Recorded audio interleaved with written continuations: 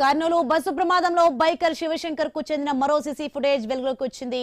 ఇప్పటికే petrol bunk దగ్గర bike తో ఉన్న సీసీ కెమెరా విజువల్స్ బయటకు రాగా తాజాగా తను మద్యం కొనుగోలు చేసిన విజువల్స్ లభించాయి. పెద్ద టేకూరులోని రేణుకా ఎల్లమ్మ వైన్స్ నుంచి మద్యం కొనుగోలు చేశాడు శివశంకర్. ఇక సాయంత్రం 7 గంటలకు రాత్రి 8 గంటల నుంచి 8 గంటల 25 నిమిషాలకు 2 సార్లు వైన్స్ కు వెళ్లి మద్యం కొనుగోలు చేశాడు శివశంకర్.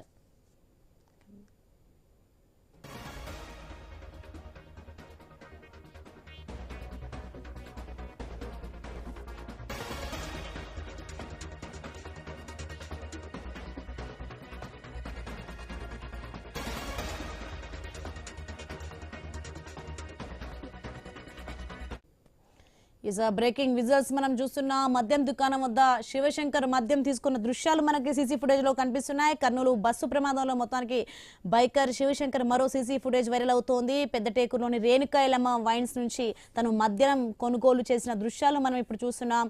సాయంత్రం 7 గంటలకు రాత్రి 8:25కి 2 సార్లు అతను వైన్స్ నుంచి మద్యం కొనుగోలు చేసిన దృశ్యాలు మనకి సీసీ కెమెరాలో రికార్డ్ అయ్యాయి.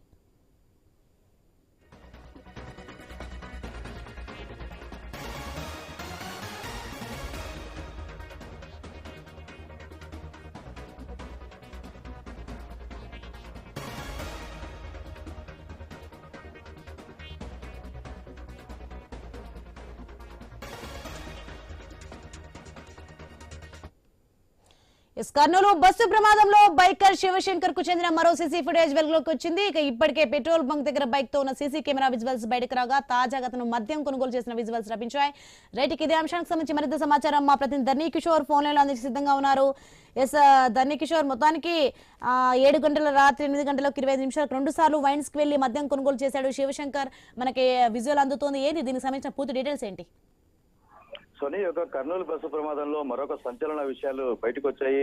బైకర్ శివశంకర్ ఫ్రెండ్ హరిస్వామి మద్యం కొనుగోలు చేసిన సీసీ ఫుటేజ్ బయటికి రావడంతో ఈ యొక్క ప్రమాద ఘటనకు సంబంధించినటువంటి ప్రతి ఒక్క అంశం మరొక సంచలనంగా మారుతున్న పరిస్థితి కనపడుతుంది. మొత్తం ఈ యొక్క ఇద్దరు మిత్రులు కలిసి 3 సార్లు మద్యం తాగినట్లుగా తెలుస్తుంది. శివశంకర్ హరిస్వామి మొదట 2 సార్లు కల్లూరు మండలం చిన్నటేకూరులోని రేణుకా ఎల్లమ్మ వైన్స్ లో మద్యం కొనుగోలు చేశారు. ఆ తర్వాత సాయంత్రం రాత్రి 6 గంటల 58 నిమిషాలకు 2 క్వార్టర్ల మద్యం కొనుగోలు చేసి మరొకసారి రాత్రి 8 గంటల 25 నిమిషాలకు మరొక క్వార్టర్, అంటే మొత్తంగా 3 క్వార్టర్ల మందు చేయించారు. శివశంకర్ మద్యానికి 2 సార్లు తానే డబ్బులు పే చేయడం, ఆ తర్వాత హరిస్వామి తన సొంత ఊరైనటువంటి లక్ష్మీపురం గ్రామంలో ఉన్నటువంటి ఒక బెల్ట్ షాప్ లో మద్యం కొనుగోలు చేసి మరొకసారి, అంటే 3వసారి కూడా మద్యం సేవించిన నేపథ్యం కనపడుతోంది. అయితే వీటికి సంబంధించినటువంటి సీసీ ఫుటేజ్లన్నీ వెలువడ్డాయి. అయితే ఈ యొక్క మొత్తం ప్రమాద సంఘటనకు సంబంధించి అత్యంత కీలకంగా మారినటువంటి ఈ యొక్క మద్యం సేవించి బైక్ నడపడం, ఇద్దరు యువకులు కూడా అర్ధరాత్రి పూట హైవేలో వెళ్ళటం, ఇదొక వారు ప్రమాదానికి గురి కావడమే కాకుండా బస్సు ప్రమాదానికి కూడా వారే కారణమైన పరిస్థితి కనపడుతోంది. అయితే ఈ యొక్క బస్సు ప్రమాదంలో పూర్తి స్థాయిలో కూడా 19 మంది ప్రాణాలు అగ్నికి ఆహుతి కావడం అన్నది పెను సంచలనంగా మారిన నేపథ్యంలో ఈ యొక్క మొత్తం ఆ అంశానికి కూడా, అంటే హైవేలలో రోడ్డుకు ఆనుకొని మద్యం షాపులు ఉండటం, అదే కాకుండా పల్లె ప్రాంతాల్లో అనుమతి లేకుండా బెల్ట్ షాపులు కొనసాగించడం, విచ్చలవిడిగా కూడా అర్ధరాత్రుల పూట మద్యం అందుబాటులో ఉండటమే ఈ యొక్క అన్ని అనర్థాలకు దారి తీసిందని చెప్పి మన స్పష్టంగా అర్థమవుతోంది. ఈ యొక్క మొత్తం వ్యవహారంలో బెల్ట్ షాపులను అరికట్టడంలో ఇటు ఎక్సైజ్ శాఖతో పాటు పర్యవేక్షించడంలో పోలీసులు అధికారులు అందరూ కూడా విఫలమయ్యారని స్పష్టంగా అర్థమవుతున్న నేపథ్యంలో ఈ యొక్క బస్సు ప్రమాదానికి కేవలం ఒక బైక్ డ్రైవర్ మాత్రమే కారణమని చేతులు దులుపుకోవడం ప్రయత్నం చేస్తున్నటువంటి పోలీసులు ఈ అంశాలన్నిటికీ ఏం సమాధానం చెప్తారన్నది మాత్రం ప్రశ్నార్థకంగా మారుతోంది.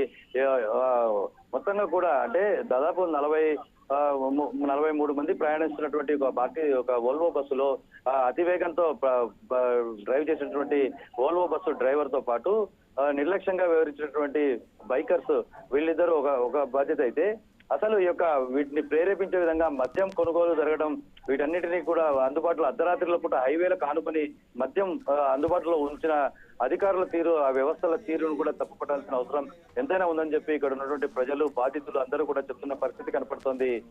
Sony, right, thanks for the information ధర్నీ కిషోర్.